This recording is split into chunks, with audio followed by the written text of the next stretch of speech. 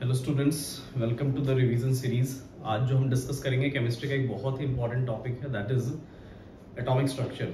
और atomic structure के अंदर सबसे जो इम्पोर्टेंट, सबसे ज़्यादा जो क्वेश्चन जेईई मेंस और एडवांस से पूछे जाने वाला टॉपिक है और ये फिजिक्स में भी बहुत काम आता है, that is our Bohr's atomic model.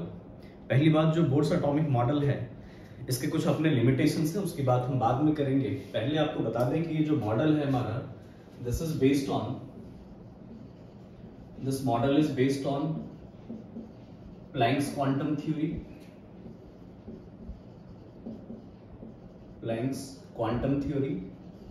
and Newtonian physics.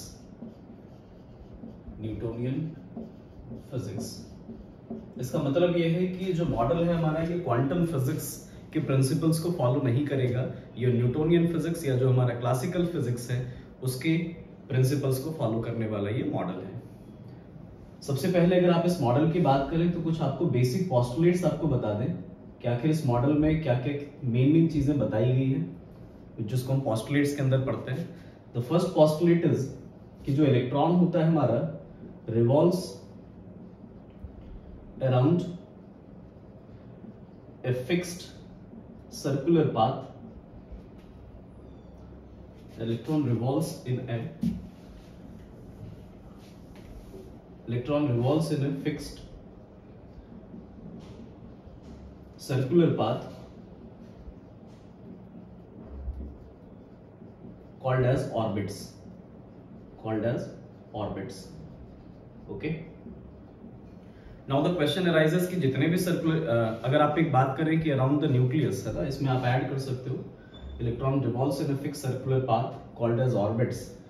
तो सबको समझ में आना चाहिए कि जो हमारा न्यूक्लियस है, न्यूक्लियस के चारों तरफ इनफाइनाइट सर्कुलर पाथ्स हम ड्रॉ कर सकते हैं। तो क्या ये सारे सर्कुलर पाथ्स हमारे लिए ऑर्बिट्स होंगे? तो उसके बारे में एक पॉइंट और बताया गया इस मॉडल में कि out of infinite possible circular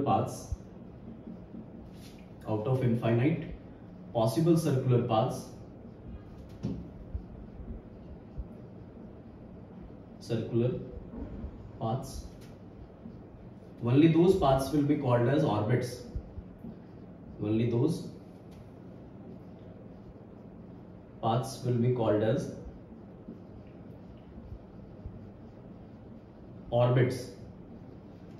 For which angular momentum is quantized.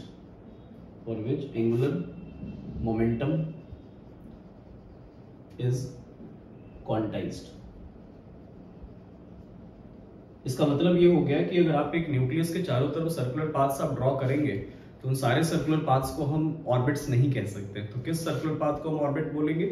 तो जिन सर्कुलर पाथ्स में जब इलेक्ट्रॉन रिवॉल्व करेगा तो उनका जो एंगुलर मोमेंटम होना चाहिए वो क्या होना चाहिए? Quantized. If the angular momentum is quantized then we can call that circular path has orbits, otherwise we can't call them.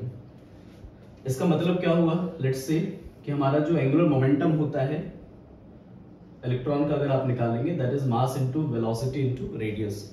So this must be equals to either h upon 2 pi or it must be a multiple of that. Means अगर mvr nh upon 2 pi के बराबर आ रहा है then we can say कि angular momentum हमारा क्या है? Quantized है। जहां पे n की वैल्यू क्या है हमारा? n की वैल्यू 1 2 3 4 इसी तरह से होगा, से इंफिनिटी तक हो सकता है। इससे ये बात प्रूफ हो गया कि हमारा जो एंगुलर मोमेंटम होता है वो क्वांटाइज्ड होता है। क्यों ऐसा कह रहे हैं? क्योंकि वैल्यू ऑफ mvr अगर आप देखेंगे, value of mvr, that is our angular momentum, that can be h upon 2 pi or 2h upon 2 pi, 3h upon 2 pi and so on. क्या ये 1.5h upon 2 pi हो सकता है? नहीं। इसका मतलब ये है कि जो एंगुलर मोमेंटम की वैल्यू होती है वो आर्बिट्ररी कोई भी वैल्यू नहीं हो सकती है, and this phenomena is called as quantization. जब किसी भी प्रॉपर्टी की वैल्यू एक फिक्स्ड वैल्यू हो सकती है, मतलब आर्बिट्ररी नहीं हो सकती है, then we call that as quantization. Okay, तो यहां से क्लियर हो गया कि हमारा जो ऑर्बिट होगा और ऑर्बिट के अंदर इलेक्ट्रॉन जब रिवॉल्व करेंगे तो उनका एंगुलर मोमेंटम हमेशा क्या रहेगा? क्वांटाइज्ड रहेगा। Third point, bourse atomic model में एक और चीज बताया गया है कि जो हमारा इलेक्ट्रोस्टैटिक फोर्स ऑफ अट्रैक्शन होगा, सपोज ये न्यूक्लियस है और ये सपोज ऑर्बिट है हमारा, तो ऑर्बिट में जो इलेक्ट्रॉन रिवॉल्व कर रहा है तो उसके ऊपर एक इलेक्ट्रोस्टैटिक फोर्स ऑफ अट्रैक्शन लग रहा होगा जो कि हमारा सेंट्रीपिटल फोर्स होगा। तो इसमें बोला गया है कि जो इलेक्ट्रोस्टैटिक फोर्स ऑफ अट्रैक्शन होगा, electrostatic force of attraction on electron is balanced by the centrifugal force, is balanced by the centrifugal force। Okay, means यहाँ पे दो टाइप के फोर्सेस लग रहे होंगे, एक इलेक्ट्रोस्टैटिक फोर्स ऑफ अट्रैक्शन होगा F इलेक्ट्रोस्टैटिक, या इसी को हम क्या बोलेंगे F centripetal, and this is balanced by which force, that is called as F centrifugal। तो अभी जस्ट इस मॉडल में बताया, अभी हमने डिस्कस किया कि जो हमारा इलेक्ट्रोस्टैटिक फोर्स है वो बैलेंस्ड होता है किससे, सेंट्रीफ्यूगल फोर्स। इसका मतलब mod of centripetal force that must be equals to mod of centrifugal force. तो सेंट्रीपिटल फोर्स की बात करें तो that is K(Q1 Q2) upon R², K(Q1 Q2) upon R², correct. What is R? That is the distance between the nucleus or the center of the nucleus and the electron, that is our R। तो K(Q1 Q2) upon R², और centrifugal force क्या होता है mv² upon R, correct. अब यहाँ पे अगर charges की बात करें तो Q1 हमारा लेट से इलेक्ट्रॉन है, इसका चार्ज क्या होगा हमारा -E, और जो हमारा न्यूक्लियस है उसके अंदर कितने प्रोटॉन्स होंगे, लेट से अज्यूम कि Z प्रोटॉन्स हैं, तो इसका जो चार्ज होगा let say Q2 that is equals to plus Z into E, because एक प्रोटॉन का चार्ज प्लस ही है, so if we have Z protons उसका चार्ज कितना हो जाएगा Z इनटू E। तो अगर आप यहाँ पे वैल्यू रखेंगे तो K इनटू ये हो रहा है हमारा ZE इनटू -E, बट यहाँ पे चूंकि मॉड लगा रखा है तो मैग्नीट्यूड की बात करेंगे upon R², that must be equals to mv² upon R। इस रिलेशन का यूज हम आगे भी करेंगे, सो मेमोराइज इट कि सेंट्रीपिटल फोर्स और सेंट्रीफ्यूगल फोर्स दोनों क्या रहेगा हमारा बराबर रहेगा kZe² by R², that must be equals to mv² by R। Okay, so ये तीन पोस्टुलेट आई होप सबको क्लियर हो गया होगा। नेक्स्ट पोस्टुलेट की बात करें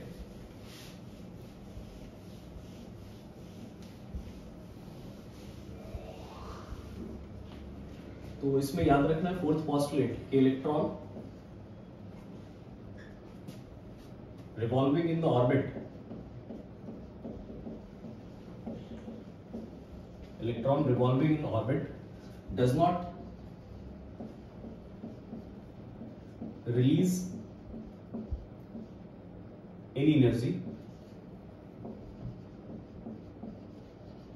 जब तक वो इलेक्ट्रॉन अपने ऑर्बिट में रिवॉल्व कर रहा है तब तक वो किसी भी टाइप की एनर्जी को रिलीज नहीं करेगा। Hence these orbits are also called as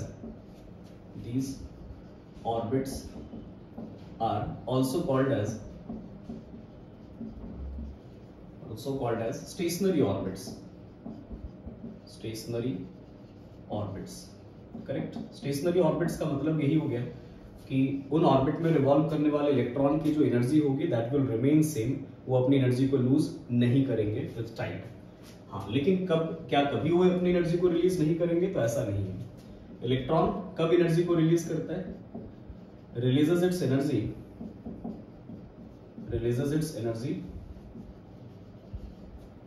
only if it is present in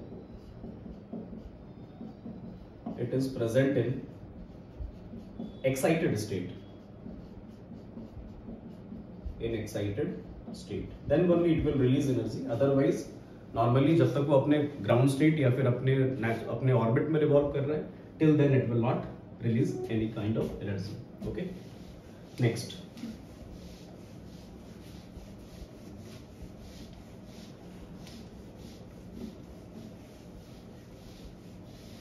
next point इसमें बात करें, इसमें दो कॉन्सेप्ट हमने सीख लिया कि सपोज फॉर एग्जांपल ये हायर ऑर्बिट है हमारा n2 और ये हमारा लोअर ऑर्बिट है n1। तो जब तक electron suppose for example n1 is the orbit of that electron जिसमें वो रिवॉल्व कर रहा था, तो जब तक ये अपने n1 में रिवॉल्व कर रहा है तब तक वो किसी टाइप का एनर्जी रिलीज नहीं करेगा। लेकिन अगर इसने बाहर से किसी टाइप की एनर्जी को एब्जॉर्ब कर लिया, सपोज हमने बाहर से कोई एनर्जी सप्लाई कर दिया एटम को या इलेक्ट्रॉन को, तो वैसे केस में इलेक्ट्रॉन जब एनर्जी को एब्जॉर्ब करेगा तो फिर ये जंप करके कहां चला जाएगा, किसी हायर एक्साइटेड स्टेट में। और सबको मालूम है कि हायर एक्साइटेड स्टेट में जब इलेक्ट्रॉन जाएगा then it will become unstable, तो अपनी स्टेबिलिटी को गेन करने के लिए वापस से क्या करता है, वो एनर्जी को रिलीज कर देता है। तो जब वो नीचे से ऊपर वाले ऑर्बिट में जाएगा तो एनर्जी को एब्जॉर्ब करेगा, और जब वो ऊपर से नीचे वाले ऑर्बिट में आएगा then it will release its energy. Okay, तो ये पॉइंट आप याद रखेंगे। एनर्जी एब्जॉर्ब्ड या एनर्जी रिलीज्ड अगर आपको निकालना हो कभी भी कि कितना होगा, that will be delta E. Delta E बोले तो that will be E2 minus E1, E2 minus E1. So from there we can find out the energy released. Next point, एक कॉन्सेप्ट और याद रखना है आपको, that is a part of the postulate कि suppose let's say this is our nucleus और इसके बहुत सारे ऑर्बिट्स होंगे, करेक्ट, टिल इंफिनिटी। हर एक ऑर्बिट की अपनी एक स्पेसिफाइड क्या होती है, एनर्जी होती है, वो आगे कैलकुलेट भी करेंगे। Let's say the energy of the first orbit is E1, E2, E3, E4, E5 and so on, और लास्ट ऑर्बिट की एनर्जी कितनी हो गई, E infinity. What this boards atomic model says कि जैसे से आप न्यूक्लियस से दूर जाएंगे, जैसे से आप न्यूक्लियस से दूर जाओगे तो फोर्स ऑफ अट्रैक्शन क्या होगा, न्यूक्लियस का कम होगा, जिसके कारण से यू विल सी कि एनर्जी ऑफ ऑर्बिट क्या हो रहा है, हमारा बढ़ता चला जाएगा। As we go away from the nucleus, energy of the orbits increases because the force of attraction will decrease. Hence we can say कि जो E1 होगा हमारा वो सबसे कम होगा, then comes E2, E3, E4, E5 and so on, and the largest energy जिसको आप कह रहे हो सबसे ज्यादा एनर्जी किसकी होगी, दैट इज E इंफिनिटी। रही बात जो इंफिनिटी वाला जो ऑर्बिट है उसकी एनर्जी होगी कितनी, so that will B zero, that will B zero. और अगर इनफाइनाइट ऑर्बिट की एनर्जी जीरो है, इसका मतलब बाकी सारे ऑर्बिट्स की एनर्जी क्या होगी, so these orbits are having negative energy, these orbits are having negative energy. क्या इसका कोई सिग्निफिकेंस भी है कि अगर किसी ऑर्बिट का एनर्जी नेगेटिव आ रहा है, does it have significance? Yes. अगर किसी भी ऑर्बिट की एनर्जी नेगेटिव आ रही है तो ये इस बात का रिप्रेजेंटेशन है कहीं ना कहीं कि ऑर्बिट्स के अंदर जो इलेक्ट्रॉन हमारा रिवॉल्व कर रहा है उसके ऊपर नेट हमारा क्या होगा, फोर्स ऑफ अट्रैक्शन होगा। उसी फोर्स ऑफ अट्रैक्शन के कारण से कहीं ना कहीं ऑर्बिट्स की एनर्जी या फिर इलेक्ट्रॉन की एनर्जी क्या नजर आ रही है, नेगेटिव आ रही है। Okay,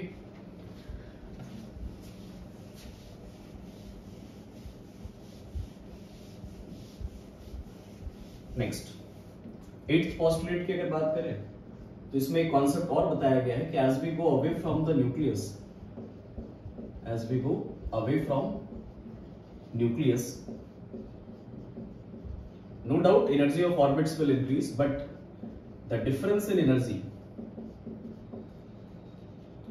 the difference in energy of consecutive orbits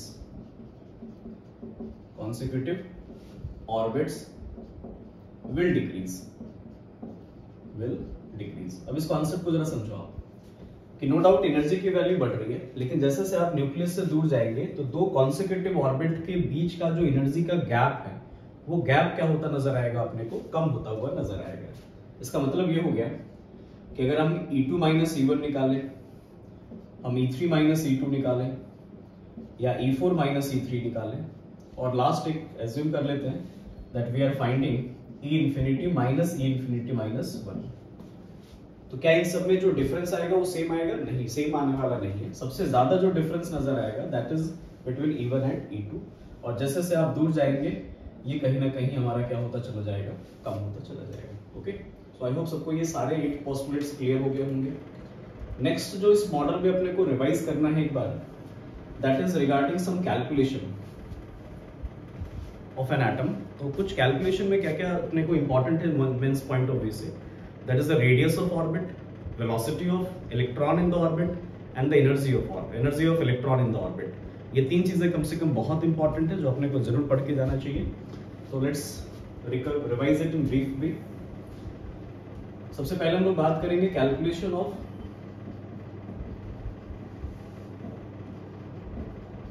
radius of orbit,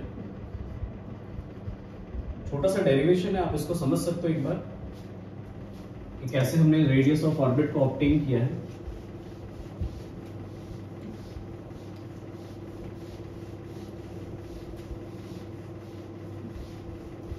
so let's say कि हमारा ये ऑर्बिट है जो न्यूक्लियस के चारों तरफ होगा। यहाँ पे रिवॉल्व करने वाले इलेक्ट्रॉन की अगर बात करें तो इसके ऊपर दो फोर्सेस लगते हैं, जैसा हमने पहले बताया था। और रेडियस को हम डिफाइन कैसे करते हैं? That is the centre of nucleus and this is the outer most electron. तो इन दोनों के बीच का जो डिस्टेंस होगा दैट इज द आर। अब ये आर निकालना है अपने को, so we can find out. इस इलेक्ट्रॉन के ऊपर सबको मालूम है कि दो फोर्सेस लग रहे हैं। एक हमारा लग रहा है सेंट्रीफ्यूगल फोर्स, जो हमने पहले डिफाइन कर रखा है क्या होता है, और जो न्यूक्लियस की तरफ लग रहा होगा that is our centripetal force. Okay, और सबको मालूम है कि दोनों का मैग्नीट्यूड क्या होता है, सेम होता है। And if the magnitude is same so can we write centripetal force हमने पहले डिफाइन कर रखा है, क्या निकाला था हमने, that is kz e² upon r²। और जो हमारा सेंट्रीफ्यूगल फोर्स है that is mv² upon r। Correct, दोनों का मैग्नीट्यूड हमने बराबर कर दिया बिकॉज ये दोनों बैलेंस्ड होते हैं according to the Bohr's atomic model. So यहाँ से r तो कैंसल आउट हो गया, करेक्ट। लेकिन वी डोंट वांट वेलोसिटी, हम चूंकि रेडियस निकालना चाहते हैं तो कोई दूसरा वेरिएबल नहीं रखना चाहते, तो वेलोसिटी को आप एलिमिनेट आउट कर सकते हो। कैसे एलिमिनेट आउट करें? तो सबको मालूम है कि mvr क्या होता है हमारा, nh/2π होता है। So we can find out the velocity from here. Velocity क्या होगा, nh/2πmr। आप चेक कर सकते हो, nh/2πmr, that is the velocity. So can we put the value? Yes, kz e² upon r that is equals to m into v²। तो v² की जगह पे रखो जरा, तो अगर आप v² की जगह पे रखेंगे so it will become n² h² upon 4π² m² r²। Correct, तो यहां से रेडियस और ये r हमारा एक कैंसल आउट हो गया, और कुछ कैंसल आउट हो रहा है, यस, मास एक स्क्वायर कैंसल आउट हो गया। तो आप यहां से अब रेडियस निकाल सकते हो। So radius will be equals to n² h² upon 4π² m kz e²। क्या ये फॉर्मूला पूछा जा सकता है? Yes, it can be asked. तो आप तरीका याद रख लो कि कैसे हमने डिराइव किया। कई बार है ना, हो सकता है आप मेंस लेवल पे आपसे पूछते हैं कि what is the correct expression for the radius of orbit. So this is the expression. Numerically कैसे डील करेंगे इसको, तो उसके लिए क्लियर दिख रहा है कि इसमें दो ही वेरिएबल हमारे पास है, एक तो हमारा n है वेरिएबल और दूसरा वेरिएबल हमारा क्या है, z। बाकी सारे कांस्टेंट हैं।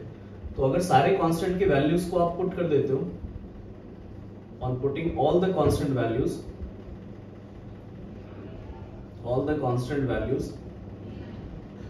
जो अपने को रेडियस का फॉर्मूला मिलता हुआ नजर आएगा, जो अपने को याद रखना है, that is 0.529 n² upon z।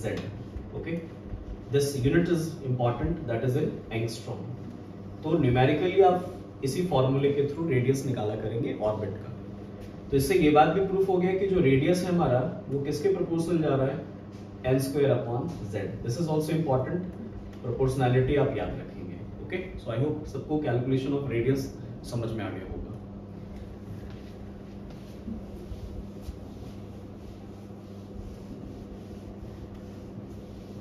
Next इसके बाद, अगर रेडियस के बाद जो कोई इंपॉर्टेंट है that is the velocity and the energy part. तो एक बार उसको भी ब्रीफली एक बार देख लेते हैं। डेरिवेशन बहुत ज्यादा इंपॉर्टेंट तो नहीं होगा, लेकिन हाँ, यू मस्ट हैव अंडरस्टैंडिंग कि कहां से हमने ऑब्टेन किया है। इंपॉर्टेंट थिंग इज ये तो फॉर्मूला बिल्कुल मेंस पॉइंट ऑफ व्यू के लिए आप जरूर याद रखोगे। Second, that is calculation of velocity की अगर बात करें, so how we can calculate the velocity. So let's see, सबको मालूम है कि mvr हमारा किसके बराबर होता है, that is nh/2π, that is quantization of angular momentum. तो यहां से भी जस्ट हमने वेलोसिटी निकाला था, that was nh/2π m into r। Correct. Radius already अपने को मालूम है, अभी जस्ट हमने कैलकुलेट किया है 2πm, और रेडियस की जगह पे हम क्या रख सकते हैं, n² h² upon 4π² m kZe², correct? So we can put it there. तो NH और NH क्या हो गया हमारा, कैंसल आउट, एक NH बच गया हमारा। नेक्स्ट 2πm से अगर यहाँ पे देखेंगे तो 2π और मास तो हमारा कैंसल आउट हो गया। ओके, तो फाइनली जो वेलोसिटी का फॉर्मूला अपने को दिख रहा है ये ऊपर चला जाएगा, that will B 2πkZe², 2πkZe² upon में क्या बचा हमारा, NH, 2πkZe² upon NH। Okay, एक बार let me check the calculation first. NH cancel out हो गया, 2πm से 2π and mass is also cancel out, correct? तो यहां से भी अगर आप देखोगे तो सारी चीजें तो कांस्टेंट है except two thing, one is Z, another one is N। तो अगर सारे कांस्टेंट की वैल्यू रख दोगे, on putting the constant values, correct, जो वेलोसिटी का फॉर्मूला आपको याद रखना है that is 2.18 into 10 to the power 6 Z by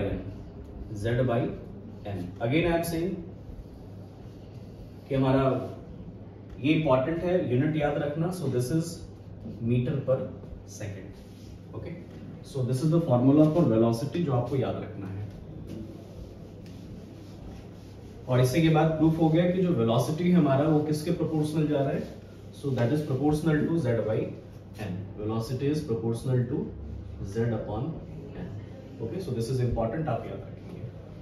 last that is calculation of energy. So formula बहुत इंपॉर्टेंट है और थोड़ा सा अगर डेरिवेशन का नॉलेज हो तो आप और अच्छा कर सकते हो, तो इसीलिए डेरिवेशन के साथ आप देखते चलो एक बार। Okay, next calculation of energy की अगर बात करें तो ई टोटल जो होता है हमारा, सबको मालूम है that will B potential energy plus kinetic energy, correct? Kinetic energy क्या होता है हमारा, that is half mv², half mv²। जो पोटेंशियल एनर्जी है हमारा that is kq1q2 upon r। We are talking about electrostatic potential. Okay, तो ये तो चलो मेरे को मालूम है, that is k into nucleus का चार्ज हो गया प्लस Ze और इसका चार्ज हो गया माइनस E अपॉन r। तो potential energy we know that is minus kZe² upon r plus half mv²। तो can we convert this half mv² in terms of charge? Yes, we can calculate. कैसे calculate कर सकते हैं? So we know कि जो हमारा kZe² upon r² होता है that is centripetal force, that is equals to the centrifugal force mv² by r। तो यहां से r तो कैंसल आउट हो गया, सो कैन वी से कि mv² जो है हमारा that is kZe² by r। Okay, so now we can put the value minus kZe² by r plus half mv², so this is kZe² by 2r। so this is nothing but the kinetic energy and this is the potential energy of the electron। अगर आप दोनों को combine करके देखेंगे आप यहाँ पे, तो फाइनल जो आपको रिजल्ट मिलता हुआ नजर आ रहा है ई टोटल का, दैट इज, आप दोनों को कंबाइन करके देखो, so we will get minus kZe² by 2r। तो यहां से एक बहुत ही इंटरेस्टिंग अपने को फंडामेंटल समझ में आ गया कि जो ई टोटल है हमारा, ई टोटल है that is minus of kinetic energy. बस केवल साइन का डिफरेंस होता है दोनों का कि हमारा जो ई टोटल है that is negative, kinetic energy is positive, correct? Whereas potential energy is, आप अगर देखेंगे so that is 2 times of E total. तो ये रिलेशन आप जरूर याद रखेंगे, this is very very important for mains point of view. Okay, next E total तो अपने को निकालना आ गया, दिस इज द एक्सप्रेशन, लेकिन फॉर्मूला क्या याद रखना है अपने को ई टोटल निकालने का? तो सारे कांस्टेंट की वैल्यू रख दोगे, उसके बाद क्या आएगा? ई टोटल का आपको दो फॉर्मूला याद रखना है, one is minus 13.6 Z² upon n²।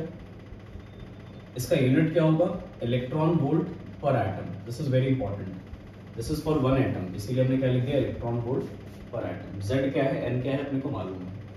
अगर आप इसी को जूल में आप निकालेंगे, so the formula will become -2.18 into 10⁻⁻18 z square upon n square, that is joule पर एटम। तो दोनों फॉर्मूला याद रखेंगे, जैसा आपको जरूरत पड़ेगा वैसा आप ई टोटल के लिए अप्लाई कर सकते हो। Okay, so this was the calculation for energy, velocity and radius, जो सबसे ज्यादा इंपॉर्टेंट होता है मेंस पॉइंट ऑफ व्यू के लिए, जो आप जरूर याद रखेंगे। लास्ट पॉइंट जो आपको बोर्ड्स मॉडल में मेंस पॉइंट ऑफ व्यू के लिए याद रखना है, दैट इज कि क्या ये मॉडल या जो थ्योरी हमने पढ़ा अभी, जो बेसिक हमने रिवाइज किया, क्या वो हर जगह एप्लीकेबल होगा या फिर कुछ उसके लिमिटेशंस भी होंगे।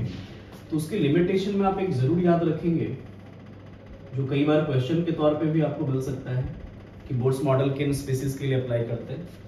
So it is only applicable